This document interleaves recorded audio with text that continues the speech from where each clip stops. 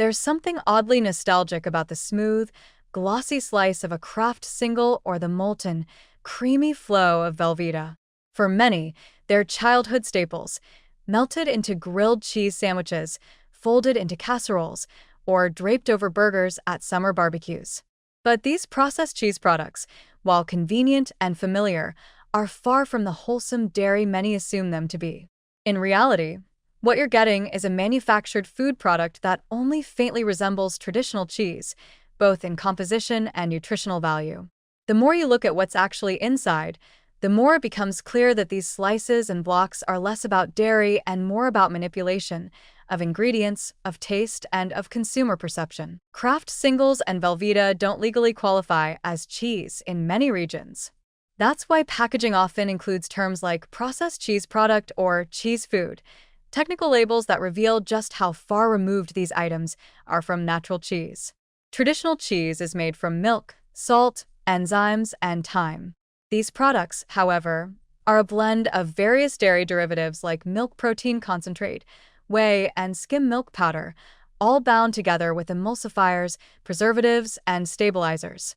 This industrial formula is designed to give them an ideal melt, a uniform texture, and a long shelf life, but it comes at the expense of real nutrition and purity. The list of added ingredients is where real concern begins. Emulsifying salts like sodium citrate or phosphate are used to ensure the cheese doesn't separate when melted. While these additives serve a functional purpose in manufacturing, high intakes of phosphates, especially from processed foods, have been linked to cardiovascular and kidney issues, particularly in people with existing health concerns. Preservatives such as sorbic acid extend shelf life, but they also indicate a level of processing that should raise questions about freshness and quality. These aren't additions you'd find in real cheese, and they don't contribute to health.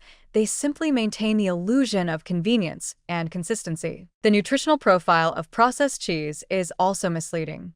While Kraft singles and Velveeta contain calcium and some protein, they're also high in sodium and saturated fat. A single slice can pack in over 250 milligrams of sodium, and when eaten in multiples or in combination with salty processed foods, this adds up quickly.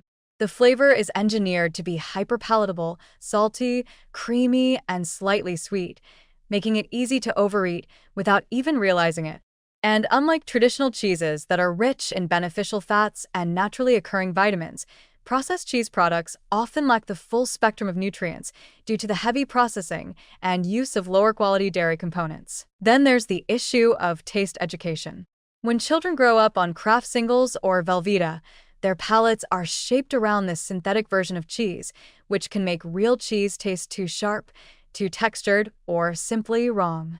This early exposure to engineered flavor and texture warps expectations, creating a lifelong preference for processed over natural, one that's reinforced by aggressive marketing and the easy, mess-free appeal of individually wrapped slices or neatly melting bricks. The packaging itself contributes to the illusion of health and simplicity. Bright labels highlight added calcium or made with real milk, even though the real milk used is often highly modified and far from the farm-fresh image being sold. The convenience of individually wrapped slices suggests cleanliness and ease, but it also means more plastic waste, more packaging pollution, and a bigger environmental footprint compared to traditional cheeses sold in bulk or with minimal wrapping. Perhaps the most troubling part is the normalization of these products. They've become so embedded in daily life, so routine, that few people stop to consider what they're actually eating. The idea of melting a slice of Kraft onto a burger or stirring Velveeta into mac and cheese is so common that it no longer seems like a processed food choice. But it is. These are highly engineered food-like substances that offer minimal nutritional benefits and, when consumed regularly, contribute to poor dietary quality.